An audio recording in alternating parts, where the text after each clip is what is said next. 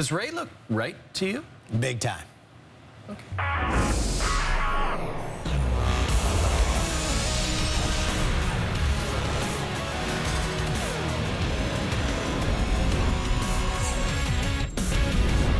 It is SportsCenter with Jay and Dan, brought to you by McDonald's. And whenever it happens, Canada playing for gold at the World Juniors, it essentially becomes a national holiday. Sunday was incredible for sports. You had the two wild card games on the CTV and the TCN. TCN. TSN? That's what I was looking for. We've only been here 25 years. And then you had this game on TSN. Yeah. The World Junior Gold Medal game against the Russians. It's so old school. Oh, right? What a game. Oh, it was so much fun to watch, especially that third period. I know some of you haven't seen it. Would you like to see what happened? Because Canada was looking to win gold for the second time in 3 years. You remember this Russian team beat Canada 6-0 in the preliminary round. Worst loss in World Juniors history for the Canadians. There's Barrett Hayton, the Canadian captain. Where's he from, Dan? Peterborough, Ontario. Yeah, he was questionable for this one with an upper body injury. Ray Ferraro said he was shocked he even played, and here gets tangled up with Ilya Krugloff, holding the stick penalty. Russian power play, their sixth of the game. We're in the second period, if you didn't know. And Yegor Zamula, the point shot tipped in by Nikita Alexandrov. Russia hasn't won gold since 2011, but they are up 1-0 with Hayton in the box. Minute later, Dylan Cousins draws the slash, and then Jared McIsaac draws the holding penalty. So that means Canada's on a 5-on-3 for a full 2 minutes. Hayton walks right in, feeds it down to Lafreniere. Alexis Lafreniere winds it and shoots. Hit the hop save, rebound, moves it, but they score! Dylan Cousins ties the game! So Cousins scores 22 seconds into that two-man advantage. That's his second of the World Juniors. And we are knotted up at 1. Then less than 4 minutes later, Joel Hofer makes the initial stop. Grigory Denisyenko digs it out and buries the loose puck. Russia's now outscored Canada 8-1 in the tournament. And they're up 2-1 as we head to the third. It's Krugloff, old Krugsy, to Maxim Sorkin in front. His nickname, Sores. Hofer has allowed 3 goals in the game of the World Juniors for the first time. It's 3-1 Russia. It was looking bad. But less than a minute later, Kalen Addison rips it on goal. And Connor McMichael, they reviewed this.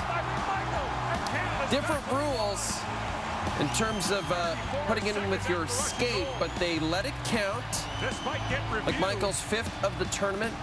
Time for the team lead? Yes, exactly. That's how the Canadians felt. Right off the draw. Voronkov hammers tied to Landria. Canada on the power. For Lafreniere. Alexis Lafreniere back to Kalen Addison. Across the Hayton, walks it and shoots, scores! Barrett Hayton has tied the game! And by the way, Barrett Hayton had a separated shoulder when he took that amazing shot, top cheese, to tie this game. His team leading 6th of the tournament. Canada battles back to tie it at 3, and then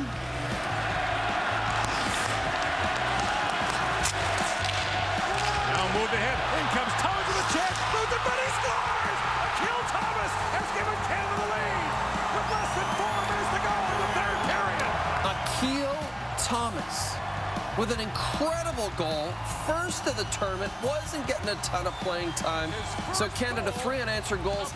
They take the lead, but in the final minutes, more drama. Russia already on the man advantage. Aiden Dudas tries to clear the puck. It goes over the glass. It actually hits one of the broadcast cameras.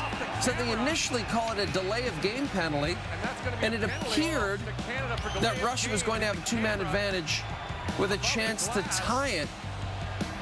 But the officials then get together and for some reason determined that there's no penalty on the play.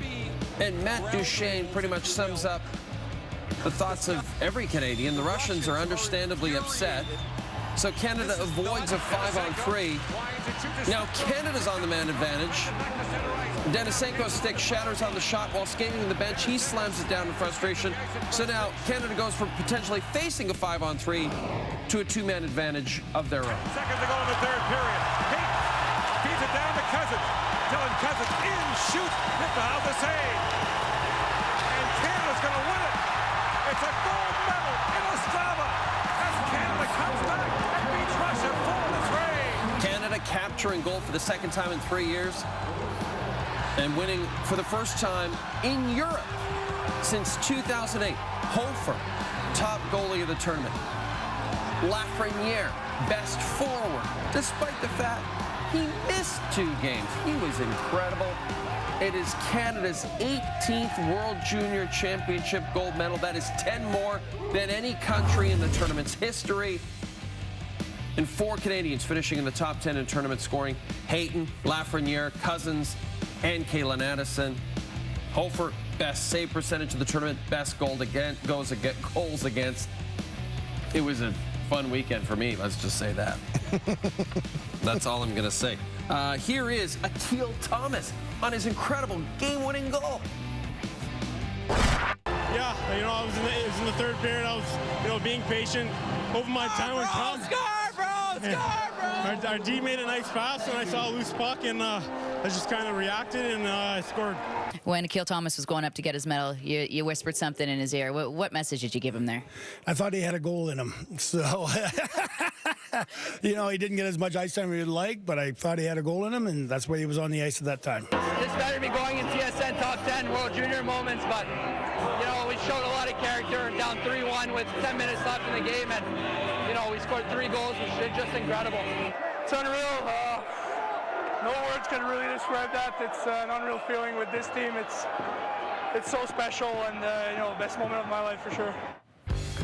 Just one of the best third periods of hockey you'll ever see. So many ups and downs, so entertaining, so fun. It's such a great tournament, and Canada's now won 5 of their last 6 gold medal matchups with Russia, scoring at least 4 goals in each of those victories.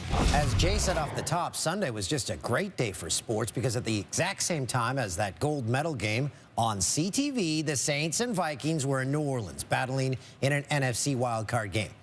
The Saints were involved, so yes, it had a controversial ending. And Kirk Cousins was involved, so yes, a guy with 0 playoff wins and can't beat teams with winning records had a lot to prove.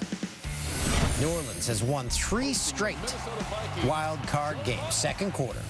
Drew Brees is actually on the sidelines because Taysom Hill is lined up at quarterback. Looks deep to Deontay Harris, and he is there. 50-yard completion, longest of Hill's career. Saints scored on the next play. Late in the half, Brees driving. So Brees intercepted late in the half. He had just 63 passing yards at the break. Final minute of the half. Vikings on the 5. Dalvin Cook runs it in. He finished with 2 touchdowns, so Minnesota takes the lead. Fourth quarter, Saints are down 10. Brees looks to his fellow quarterback, Hill, and that's a touchdown. Each of the Saints' last 5 playoff losses have come by 1 score. Next Saints possession, Brees again on the sideline, direct snap to Hill, breaks a couple tackles, huge gain. Very next snap, Brees is back. Danielle Hunter helps create the turnover after an empty Vikings possession. Saints get the ball back with a minute to work with. They're down 3. Just over midfield, Brees to Jared Cook. And he just fights for a first down. 30 seconds go. New Orleans, they're in field goal range. 2 plays later, Will Lutz comes out in the dying seconds. This to force overtime. Here's a 49-yard try, and this one is good. Okay, so at the end of regulation, game is tied at 20. Vikings win the toss, elect to take the ball. We're going to finally see Kirk Cousins. He's looking for his first career playoff win. What a throw and catch. Cousins has 13 career game-winning drives, and a touchdown will end it for Minnesota. 3rd and goal. Kirk takes the snap, looks right, fade left, end zone, and it is caught! Touchdown! Bonjour, San Francisco, and au revoir, New Orleans Saints! For the 3rd straight time between the Saints and Vikings, the game is decided on the final play. Saints are the first team in NFL history to lose 6 straight playoff games by 1 score. And here's what it sounded like in the Vikings room post-game.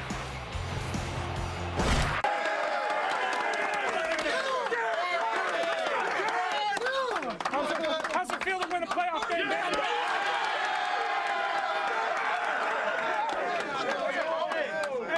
Hey, that's how we've won all year. Team, right? Hey, you held them to 20 points, man. Yes, sir. You gave us a chance at the end. I got 3 words for you. You like that?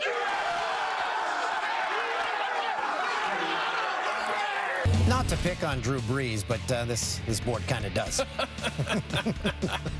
He's the only quarterback in NFL history with more than 1 home playoff overtime loss. He now has 3. And his 208 passing yards against the Vikings were the second fewest of his playoff career. And the final wild-card matchup, Seahawks and Eagles in Philadelphia. Eagles did win the NFC East. Carson Wentz making his first postseason start. First quarter, Wentz, as he dives forward, drilled hard by Jadeveon Clowney. No flag. Wentz stayed in the game for another 4 plays before he was brought into the medical tent and eventually left with a head injury and did not return. So who's the Eagles' backup? It's not Nick Foles anymore. It's Josh McCown, 40 years old, 17 years in the NFL. Oldest quarterback ever to make his playoff debut. Second quarter, McCown showing mobility. It's a gain of 11. Led to a field goal, tied it at 3. Russell Wilson is 4-0 in his career against the Eagles. And the Seahawks have been better on the road this season than they have at home, if you can believe it. Here he finds David Moore. Takes it deep into Philly territory. That's a gain of 38, and that would set up beast mode. It was wild to see him back with the Seahawks and scoring his first postseason TD in almost 5 years. Yes, the last one was in that Super Bowl loss to New England. Seattle up 7 at the break, third quarter. Seahawks up 4. Play action. DK Metcalf, the rookie. What a game he had. Second round pick, 53-yard touchdown. Gets back on his feet, reaches across the goal line. Seattle by 8 going into the 4th. 6 minutes to go. Eagles at the Seattle 24. They're going for it on 4th and 4. That throw just a little low for Miles Sanders. So the Eagles turn it over. 2 to go. Another 4th down deep in Seattle territory. They need 7 yards. McCown this time sacked by Jared Reed. So Seattle needs just a first down to seal this thing. Yeah, DK Metcalf, 7 catches, 160 yards. Most ever by a rookie making his postseason debut. Seattle is moving on. The Eagles are done. Zach Ertz, dealing with his own injury issues, talks about the hit that Carson Wentz took. I kind of saw it on the side. I thought it was late. And I kind of knew something was wrong right away. Just the way he got up, devastated for my guy. I seen the replay, and I just asked him, like, just stay off my quarterback. That's a dirty play. And he's like, no, you know, I was just finishing the play. We just kept playing, but I just kept reminding him, come on, man, stay off my quarterback. And he was out. I didn't even know he was out until that next series Josh was in. You know, my wife and my family have moved around a lot and been a lot and been there for me, and so and mom and dad, and so to go out there and get to play in a playoff game was special, and I can't thank them enough for their support, and it was just it's a heck of a ride. I left it all out there. I know that much. Gotta love Josh McCown. Gotta love Josh McCown's haircut. Widely believed to be a potential coaching candidate in his post-playing career. So here is a look at the 2 NFC divisional matchups for next weekend. Both of these games you will be able to see on CTV. Coming up, Calgary's lost 6 of their last 9. And they were taking on one of the West's hottest teams on Sunday. Flames Wild. It's Jay and Dan. It's TSN. It's McDonald's. It's all the greatest things in the world.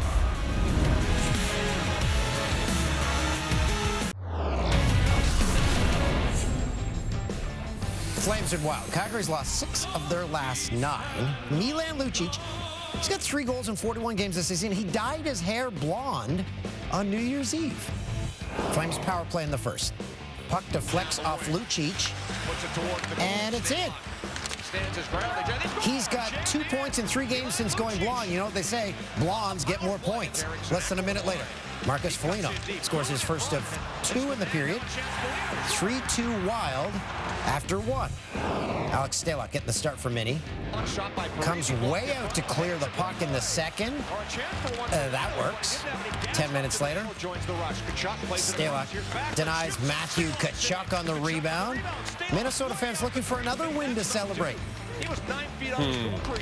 Wild up 1 with 5 minutes to go. Flames power play. Mark Giordano's pass deflects off Ryan Suter's stick, and it such a good deflection by the Wild defenseman that it goes top shelf. The dads are on the trip. 4th round. Oh, they went to a shootout.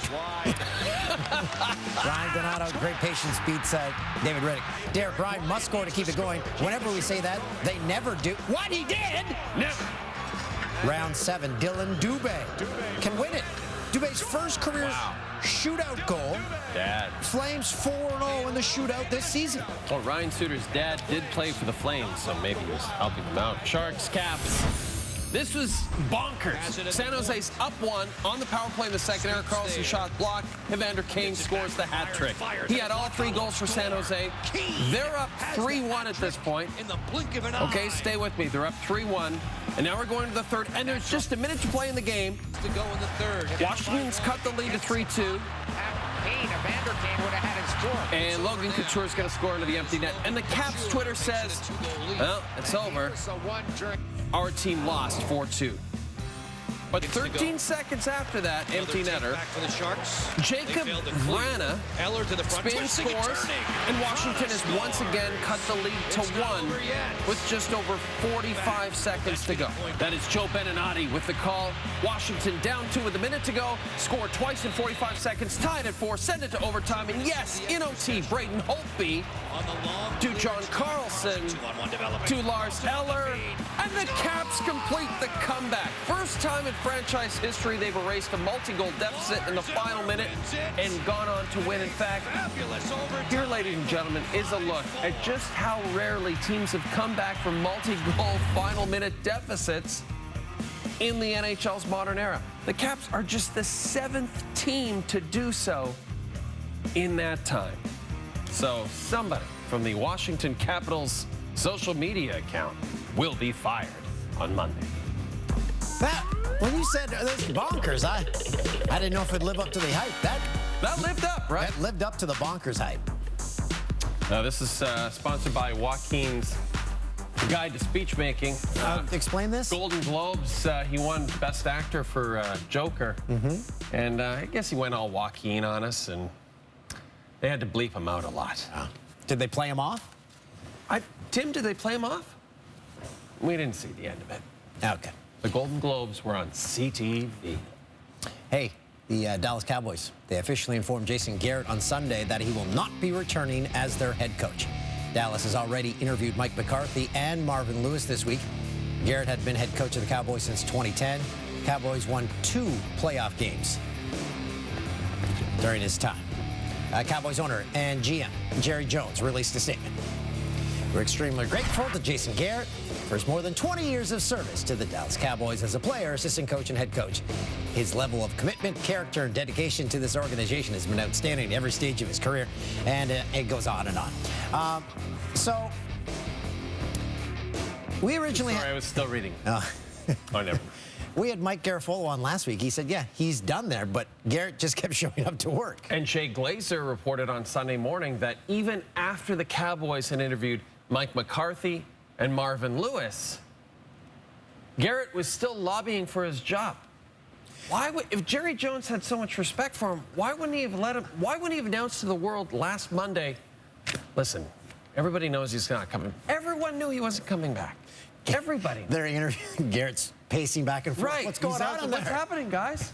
Oh, Coach Lewis, what are you doing? You haven't coached for a while. Bill Belichick met with the media Sunday following the Patriots' shocking loss to Tennessee. I still can't believe it happened.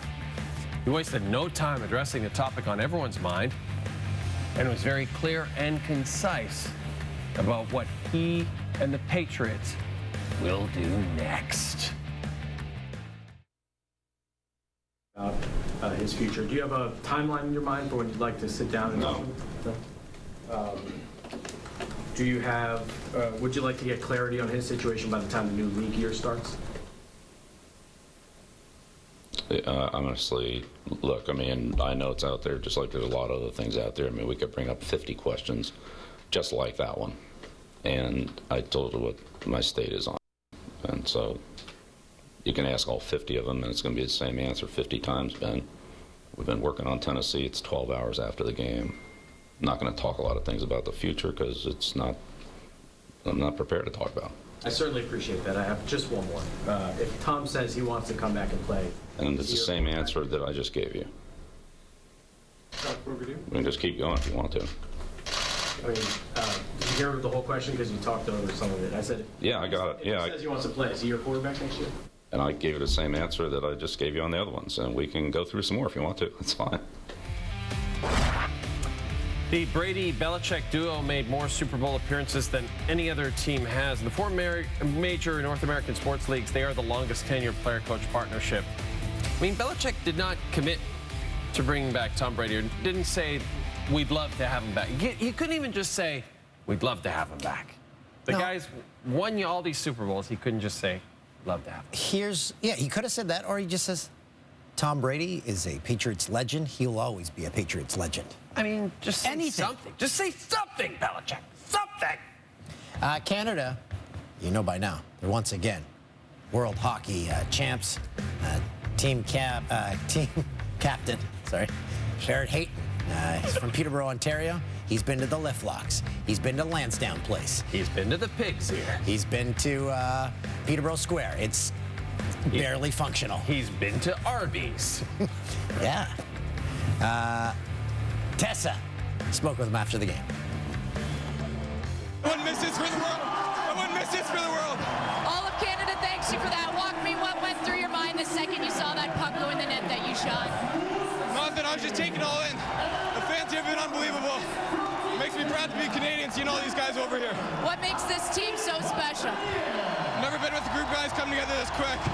We're from all over, but the chemistry in this group is unbelievable. Look, Coach Dale Hunter has coached some amazing teams. He knows what it takes to win. What makes him such a special coach? His details. He's dialed in with everything. Like you see, defense wins these tournaments. We need special teams. I think he dialed in all the details, and obviously it showed well. How's the shoulder feeling? Like $1 million. Thank you so much. Go enjoy your teammate. Yeah, thank you. Love these two stats from G-Bone, our longtime producer, who's returned from a long holiday break. He's changed a lot. 8th gold medal at the tournament in the 2000s for Canada. Twice as many as the next nation, which is the United States. And then Canada, after that 6-0 loss to the Russians, there's a lot of sadness. They were going to call another hockey summit or something. And then Canada outscores their opponents by 19 goals over their final 5 games. 19 goals. They scored at least 4 goals in each of those 5 You know what that Russia game was? Wake-up call. The TSN turning point. That was, yeah. The Leafs are riding a 10-game point streak, Dan. They are playing excellent hockey right now. They will host Edmonton on Monday night. And the game will, of course, feature 2 of the best center duos in the game. Connie and Leon are coming to town. Dan, Connor McDavid has 11 points in 8 career games against the Toronto Maple Leafs. Connor McDavid from just north of Toronto. This is a massive game. And if you live in the Leafs region, you can see it beginning at 6:30 p.m. Eastern Time on TSN 4. I got to say, this show's been a lot of fun. But Dan, when we come back, after a rough start to the season, Tampa, they are red hot right now, and they're going for their 7th win in a row. You're watching Jay and Dan on TSN, brought to you by McDonald's.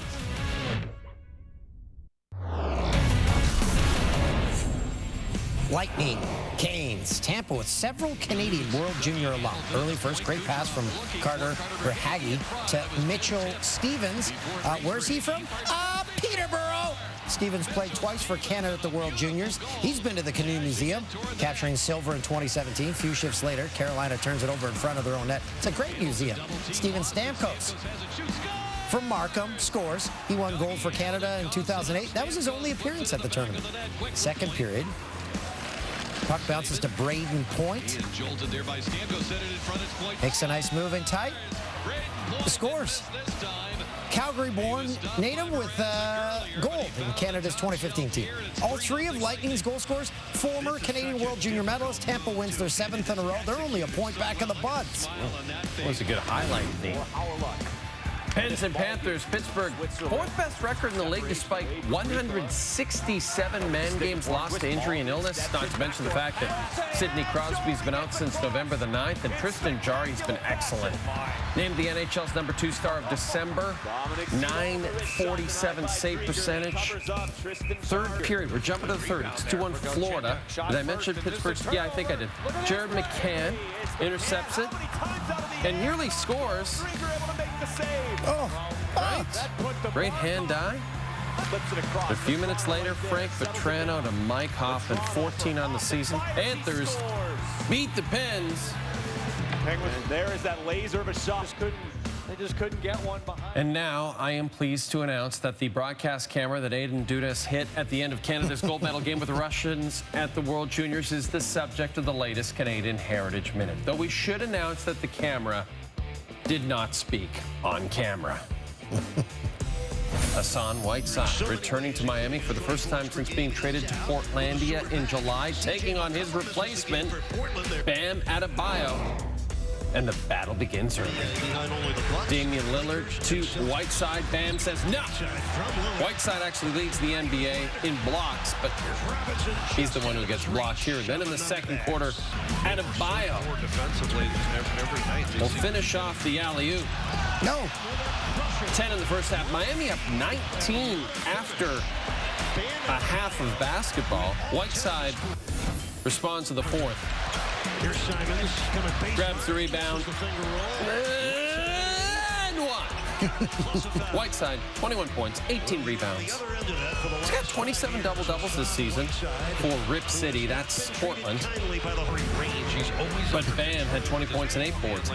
The Miami Heat at home this season, guys, get this. They're 17-1 at home. 17-1. 20 points on 9.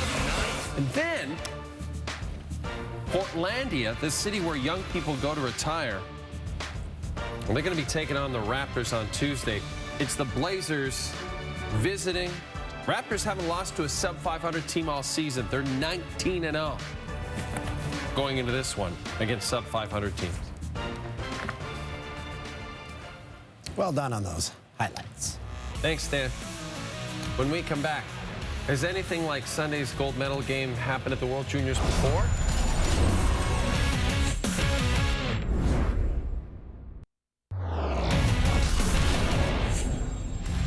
You're watching SportsCenter with Jay and Dan, coming to you every night from Scarborough!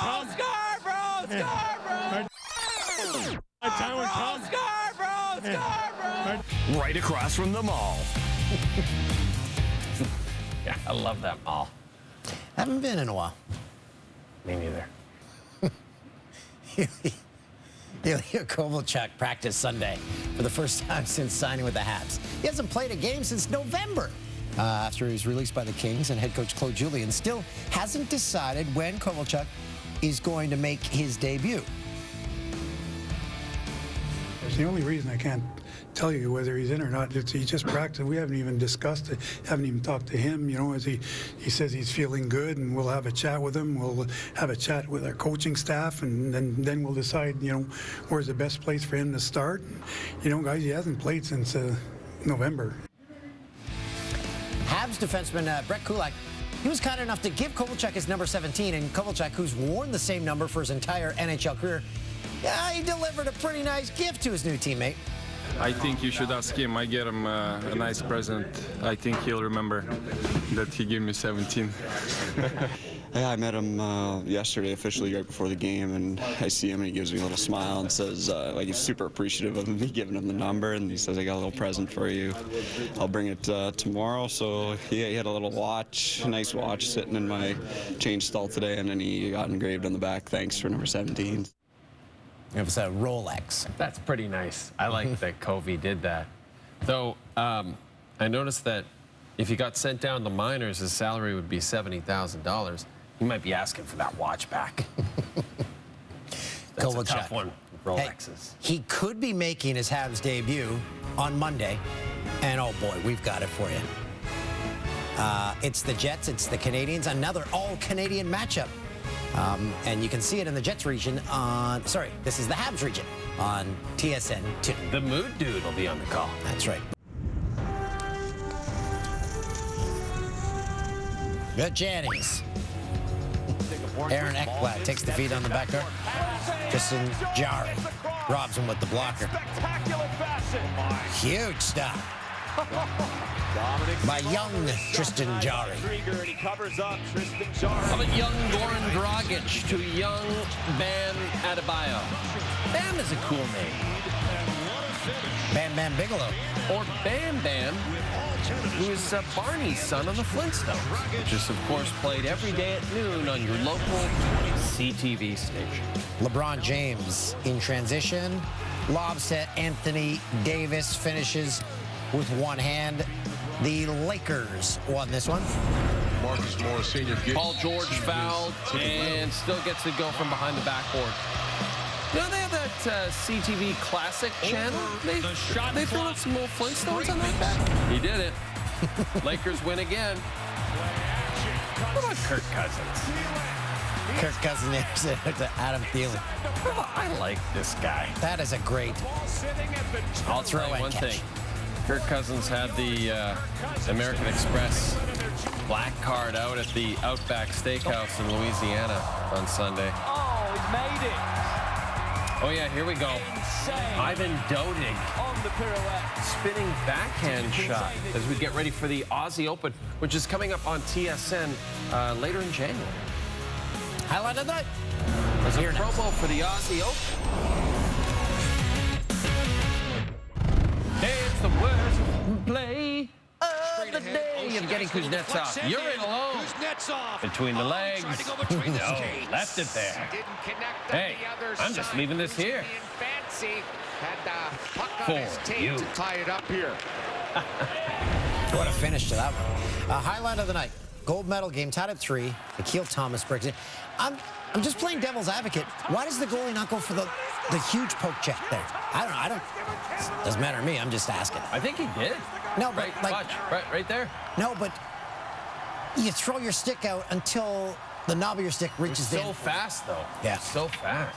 All right, so that was the highlight of the night. Of course it was. You blew it. We pointed our errors. A minute into the show, you called it TCN. TCN. Messed up the name of the network. Not a good sign for my future. Isn't that a store? Like a hardware store? TCN? Jay, you struggled saying goals against. Oh, it's TSC. You struggled saying goals against during the Canada-Russia pack. And you blew it during the Wild pack. Let's check this out. You said Gary Suter was Ryan's dad. He's his uncle. I really blew it. And several people have pointed that out to me, which I do appreciate, because it means people are paying attention. That's right. That's a good thing, right? Thank you. I have really smooth legs.